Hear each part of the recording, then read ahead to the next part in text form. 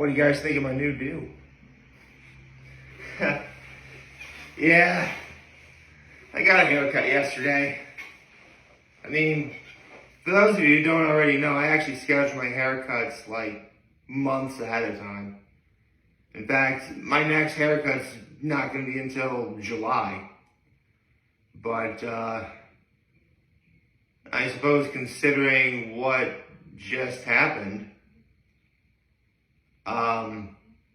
I'll look nice for Monday.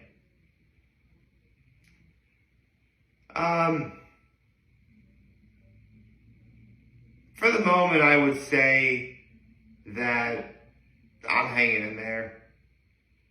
I mean, listen, losing any grandparent or really anyone in your family is always bad. In fact, chances are that's going to be my low for the next several days. And I guarantee you there's going to be a lot of waterworks come Monday. Not necessarily for me, mind you, but a lot of people will. I don't know. I guess what's going to happen is I'll get maybe a little bit, weepy maybe. I mean, in a way, I guess I kind of inherited my father's, look, I wouldn't say my old man's made of stone. Never. I would never say that about him.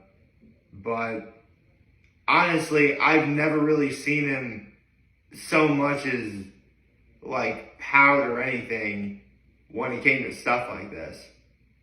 Which leads into, actually, I'll do my Love Behind my Act of Kindness, and then I'll tell a quick story that I'll do yesterday's Hotlands episode, which I absolutely need to talk about. So yeah, my low is, still grieving over the death of my grandmother. My high, on the other hand, though, it comes from all the amazing support I've gotten from those who reached out. Just simply by saying you're sorry for my loss, or very sorry, or sending condolences, or sending prayers. Just saying, that just reaching out and saying something to me.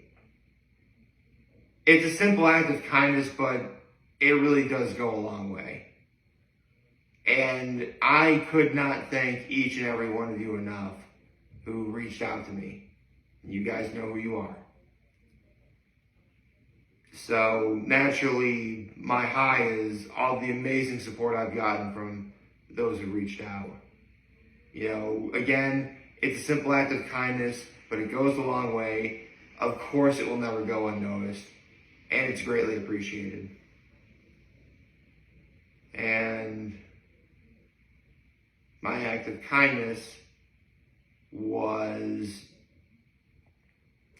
my act of kindness came from when my folks and I went to Popeyes for dinner last night. I got the chicken sandwich and fries, which, I'll concede it. Popeyes, you got the best chicken sandwich. You do. Of course, if you're going to get the chicken sandwich from Popeyes, and you know for a fact you can get it with bacon and Swiss cheese, get it with bacon and Swiss cheese. Just do it. Honestly, the one problem I had with my sandwich was they forgot the pickles. They didn't put any pickles on my sandwich. I mean, it didn't bother me or anything. Just something I noticed. It didn't ruin the sandwich for me. In fact, here's the thing. Whenever I go out to a fast food restaurant like Burger King or something like that, and I order a burger, I never get pickles. Because that dill pickle flavor is just too overpowering. It's the first thing you taste. Then again, considering that I make my own pickles, once you make your own, you know for a fact that what you can make is better than anything you're going to find from any fast food joint or from any grocery store in a jar. So, but that's my 2 cents on the matter. I mean, I've had some store-bought pickles that are good. I mean, then again, this is going to sound really blasphemous for the pickle lovers out there. As much as I love a dill pickle every now and again, you got to remember, I'm a sweet boy. I love me some bread and butter pickles. Are you kidding me? Eat that stuff like it's candy. Honestly, the first time I had a bread and butter pickle, I'm like, why couldn't pickles taste more like this? You know? But that's just me. In the end, it's all preference. I mean, I love dill pickles. I love bread and butter pickles. I love kosher dill pickles. I love Polish pickles. You know, you do you. I'm not going to judge. Anyway, we went to Popeyes for dinner, and my mom was like really cold, so I gave her my jacket to wear. That was my act of kindness. So anyway, about the story about my dad, and I told this story before, but it's been a very long time since I have told this story, probably years. But it was 2020, and my grandfather had just passed. This is about a month and a half before the pandemic started.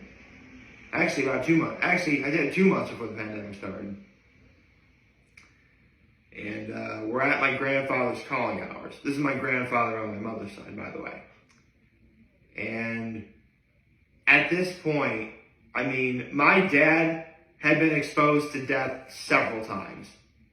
I mean, he was literally in the car when my grandfather died, taking him to the hospital. He was there when, you know, both of his sisters passed, or, you know, my aunts. He was there when the man who I named after died.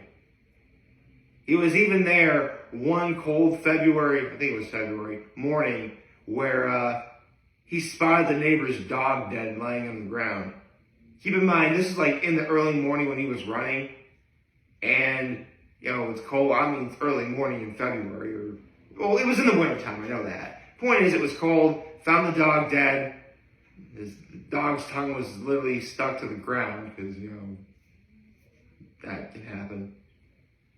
Point is, my dad's been exposed to death a lot. And not once, he's never done so much as flinch. Like, I had to ask him, like, how do you do that? And I can't remember verbatim everything he said. But it was something along the lines of, I mean, look, you know death is going to happen. It is. You always know the who, obviously the person in question. You know the what, you know, that person died. You know, what happened, that person died. You just never know the where, the when, the why, and the how. Moreover, you never ever want it to happen to begin with. But it's inevitable, so you know, it's gonna happen. There's really not much you can do about it. So, for the moment, I'm okay. I mean, look, I know years down the line, you know, I have one more grandparent left. I'll probably have to do that for him. And then years further down the line, you know, I'll sadly have to do that for my mom and my dad. And now I'll never forget something my brother said years ago. Where after, like, we had a conversation years ago, like 2017, that's how long it was. And, I mean, my brother said something along the lines of, you know, we're stuck with mom and dad for, you know, another 30 years. Hold on.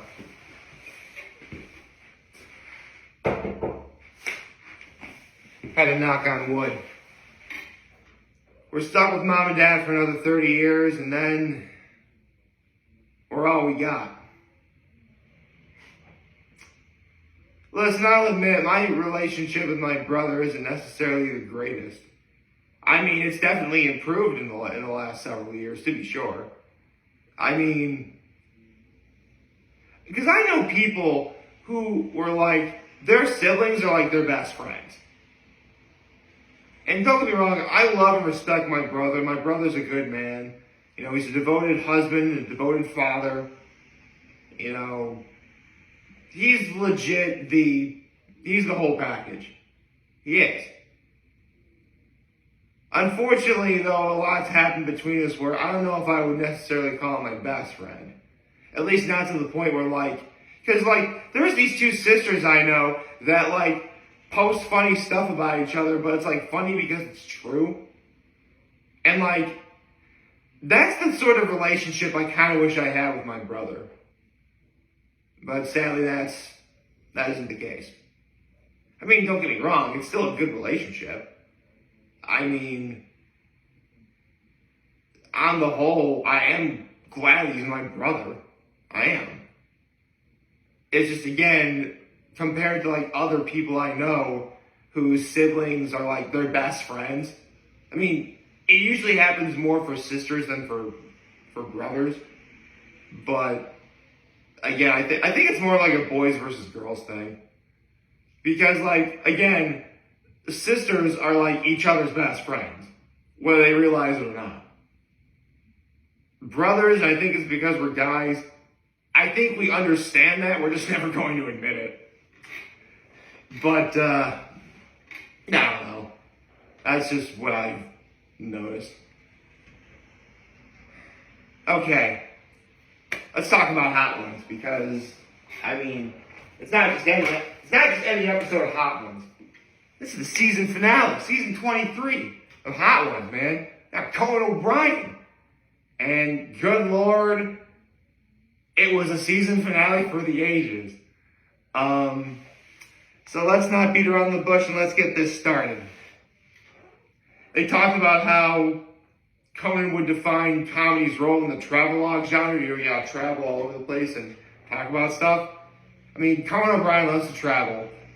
And I love that he says that his mission is that you learn nothing about the country. Like, you learn less about the country than when you started.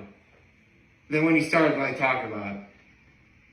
And yes, it was a total coincidence how this new show where, you know, Cohen's traveling all over the world premieres on his birthday, which is April 18th. Total coincidence. About 70% of the time, Conan O'Brien will enter, like, a situation or an area and immediately ask himself, how am I going to make this funny? Honestly, you just never know what's going to happen. I mean, he talked about how, like, he's in the middle of a tundra, and then the director said, go. I'm like, what am I supposed to do here? Again, you just never know what's going to happen.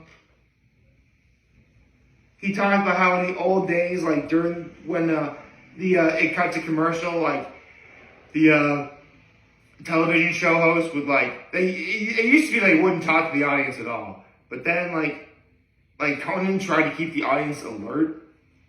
And honestly, like, again, I've never been to a talk show, so I wouldn't know what happens during the commercial break, obviously. But I like to believe that nowadays you have, you know, talk show hosts like, I guess Kelly Clarkson comes to mind. She has a great talk show.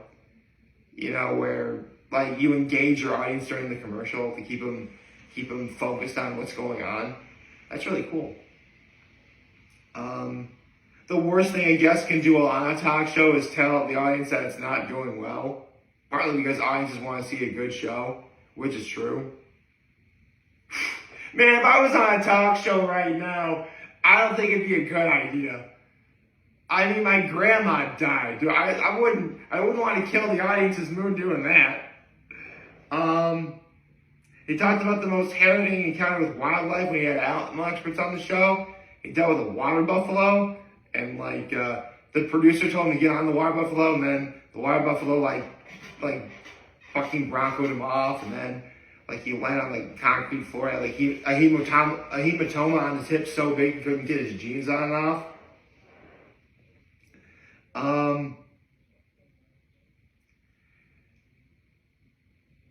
You know what? This next question, it really interested me because, in a way, this is sort of what I believe in too. And that is, does he take any, as Sean said, perverse pride in the number of hours of television he's created. And he's never excited about volume. He just cares about whether or not it's good. And that's exactly how I feel. I mean, less than a week from now, I'll have made 2,300 videos. Yeah, I guess it kind of amazes me how I've done it for so long. But, I mean, and it's going to sound weird. I never watch what I used to make, ever. Like, rarely do I ever do that. But I do know, like, it's good in the sense where, well, I didn't say anything that's going to get me in trouble. So, yeah. I do care about whether or not it's good. And he talked about, like, the different eras of his career. Like those first 2 years between 1993 and 1995, he was living in sheer terror because he's worried that he was going to get the call that he was canceled. He talked about the areas of Rockefeller Center, and the 2010 era, the Turner era, even the podcast era that he's in now. Like, he loves the show. He loves the show that he's doing now, which is going to premiere on HBO Max, or as he calls it, Max. I'll get to what happens later.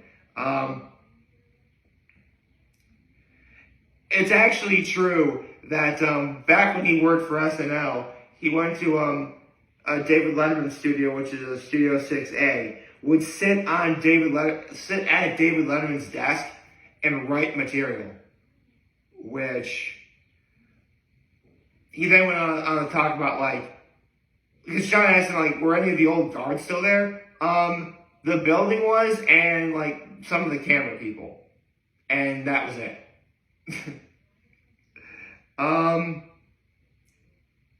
He talked about how the best U.S. president that would be a good guest on his podcast, which is Conan O'Brien Needs a Friend, Richard Nixon or Abraham Lincoln. He also talked about how the most mediocre his favorite mediocre president, Warren G. Harding, which honestly, he's so mediocre I kind of forgot he was a president. I mean, look, I don't think anyone can really name all 45 presidents now, from beginning to end. I mean, I've heard songs about,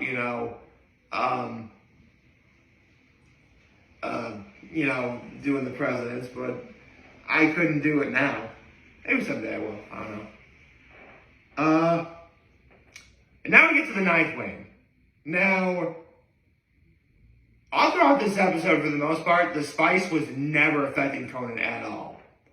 So much so that when he got to the bomb, and yes, he really did this, he literally put extra Da Bomb hot sauce on the wing, and he just like licked the wing clean and then ate it. And it was only then Conan said, that might have been a bad idea. And for the ninth wing, he's like seriously, for like the seventh wing, he like opens up the bottle, like drinks it like a soda. He goes absolutely crazy in this episode. But it's Conan O'Brien. Not to mention, Conan knew this is the season finale. You gotta go out with a bang. And good Lord, did he ever. But he was just sane enough to answer the last question. The final question of this episode, the final question of season 23 in general. And honestly, I could tell you a similar answer, but I love the way Conan described it as well, because it involves that one thing I'm not the biggest fan of, and that is reading. And the question was, if Conan O'Brien were to teach a comedy class, what book would he recommend students read or buy? And there really was no specific answer. All he said was, read widely and read well. There's comedy. What he meant was, there quite literally is comedy everywhere. There is. You just gotta find it. Don't lock yourself in to what you know for a fact works. I mean, don't get me wrong, there's nothing wrong with doing what works. Absolutely, especially when you know it works. Why would you ever question it? But you need to evolve. You need to adapt. Just like me. When I first started making videos, I was barely making videos that were like 7 minutes long. And now, you know, the video I'm doing right now, I'm looking at the clock, is over 20 minutes. And I talked about stuff from doing One Piece manga chapter reactions to talking about Hot Ones episodes, Masked Singer episodes. You know, I'm back to doing movie reactions or movies that I literally just saw. You know, I like to think that as both a content creator and someone who's making videos every day, like, I've evolved a lot. And the beautiest thing about this whole thing is I've come so very far, yet I know for a fact I still have so very far to go. But that's a challenge I'm ready and willing to do. I mean, again, I'd like to do more. I mean, if I had a bigger budget, of course I'd do a lot more with my videos. Like, learn how to edit. But I can tell you right now, I know how far I've come. And I'm only just getting started. And that's what Conan O'Brien meant. Like, do a lot and do it well. Read, do things, look at things, watch things, hear things, listen to things. Sometimes even smell things, I guess. I don't know. But evolve, adapt, grow. That's what makes for good. That's what makes for good entertainment in general, and it certainly makes for good comedy. So, to Sean Evans, Chris Schoenberger, all the good folks over at First Week Feast and Hot Ones, thank you for season 23. I hope this video finds you all well. I hope that, you know, right now you guys are doing well. You know, I hope you're taking this time to rest, recharge your batteries.